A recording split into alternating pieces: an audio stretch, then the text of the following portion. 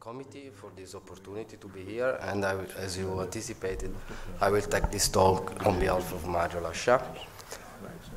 IVAR is actually the treatment of choice in AAA, but for complex aortic abdominal aneurysms involving visceral segments, open is still the gold standard. However, in most of the case series, poor outcomes are reported in up to 40% of cases.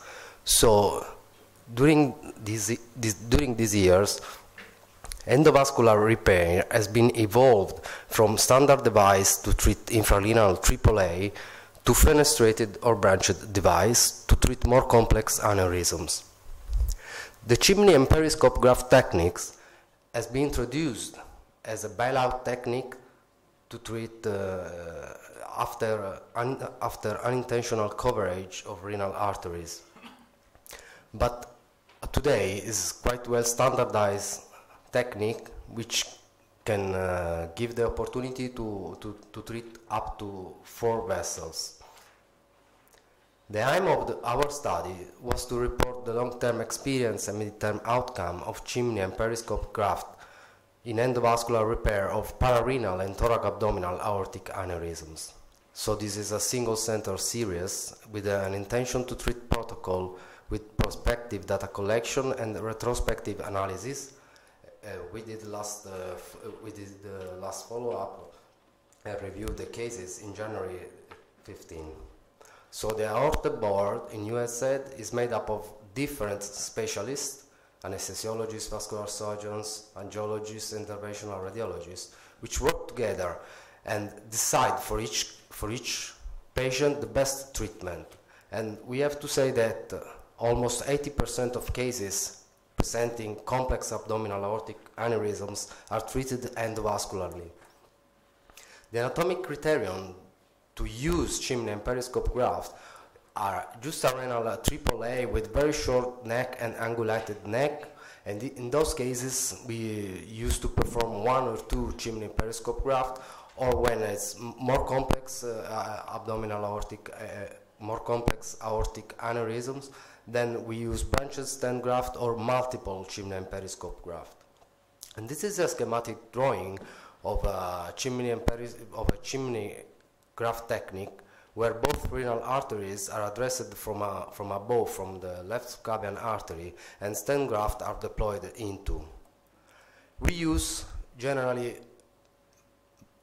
self-expandable covered stents as the Viaban because they have low profile, they have antithrombotic coating, they have wide range of diameter, and they are flexible. And we used to make 1 millimeter of oversizing. And we use this kind of stent graft because we are quite experienced with the vortex technique. The aortic stent graft is generally sized according to the following formula: normal sizing of the aorta plus half of each chimney or periscope graft employed. And we use this formula independently for the stent graft manufacturer. And this is a typical example that was rejected from fenestrated branched stent graft due to the high and heavy angulation of the aorta that was managed successfully by implanting a double chimney stent graft into the renal artery. And this is the final. Sorry that the video is not working. It was supposed to, however. In our experience, we have treated 100. We focused our review on 100 cases which were generally unfit for conventional surgery, and most of them had complex aortic pathologies, especially in the visceral segments. 27 were non-elective, and more than half of patients had a previous aortic surgery, open or endovascular. We had treated 224 vessels, and for suprarenal or type 4 aneurysms, we had much more vessels revascularized when compared to justarenal or thorac-abdominal aneurysms. We had an immediate technical success rate of 99% because in one case we were not able to address the renal arteries, and a perioperative mortality of 2%. In our 8-year experience, mean follow-up is 29 months in this cohort of patients, and in 16 patients were followed for more than 4 years. Our follow-up protocol consists of 3, 6, and 12-month CT scan and annually thereafter. And our survival is 79 and 75% at 36 and 38 months, respectively. And our primary and secondary patency at 48 months is 93 and 96, respectively.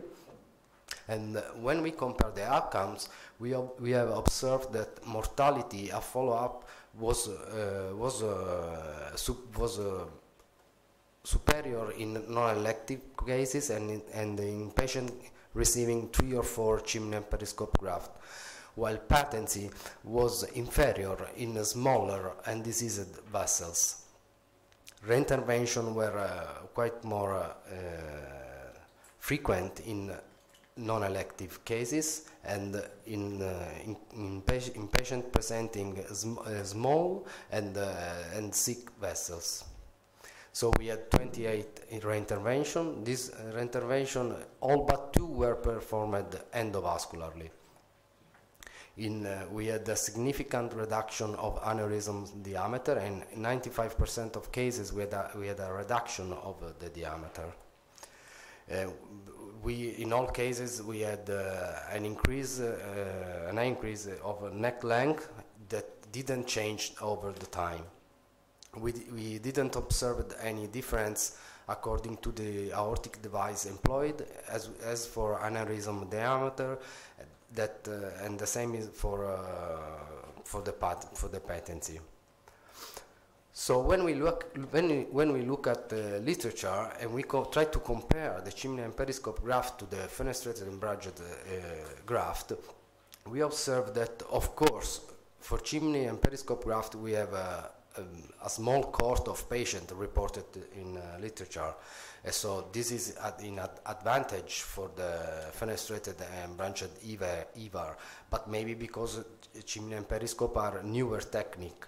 But when we look at the follow-up, we can see that in the most important papers, mean follow-up is similar to the one reported by us. So in general, there is no difference in follow-up. The same is for branch patency and perioperative mortality. Endoleaks and reintervention, however, seems to be higher in the chimney and periscope graft patients.